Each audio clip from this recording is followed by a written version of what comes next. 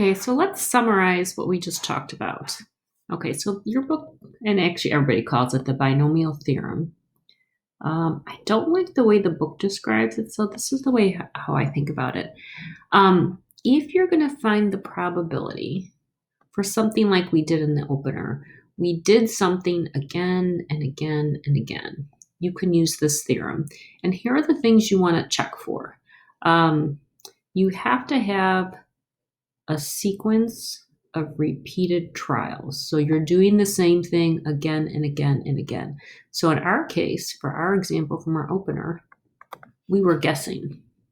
So that's the thing. We guessed an answer. We guessed an answer. We guessed an answer. The next thing that has to happen is that each of the trials must be independent. So we guessed the first answer. We wrote it down. We guessed the second answer. It didn't change whether we were right or wrong about our guess for the first one. So each thing was kind of independent of each other. Okay. And then binomial theorem is an either or. There's some cool things you can do if there's like 3 choices, but we're only going to do if there's 2 choices. So for every time you do the experiment, you can classify it as a success or a failure. So in our case, if you guessed right, you had a 1/3 shot. And if you guessed wrong, you had a 2/3 shot. And that happened every time. Okay. And so that has to be consistent through each trial. Okay. So let's do the notation and then we'll tie it together with our example.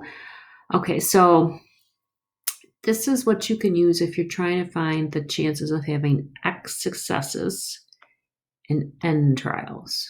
So here's the 2 variables we're going to use. Okay, in our case, we guessed right 5 times out of a total of 10.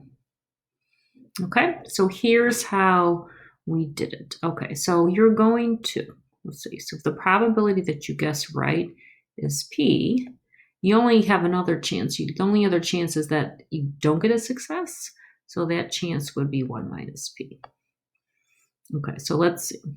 So this is the probability you have a success, and it's going to happen X times.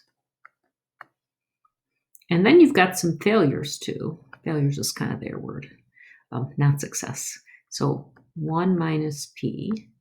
Now, how many times will that happen? If you're going to have N chances and X times you get a success, that means N minus X times you don't get a success.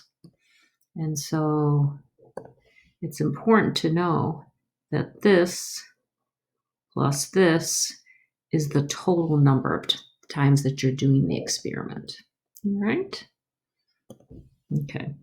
But like we talked about in the opener, this really just gives you sort of one path down a tree that you meet the requirements for what you're trying to count. So you need this counter here. Okay. And the counter is thinking about all these different events and deciding how many of them you want to be winning. And so the counter is however many events you have, which is N. You want to know how many ways you can choose out where the successes are. Okay, so in our choice, let's kind of look at the example we did. So to guess right was 1/3. That happened 5 times. So to guess wrong was 2/3. And since we had a total of 10 times we were guessing, this had to be 10 minus 5, which was 5. And then our counter was we had 10 questions we were answering, and we were thinking about how many ways we could choose out which 5 of them we were going to guess right. And so there is our example.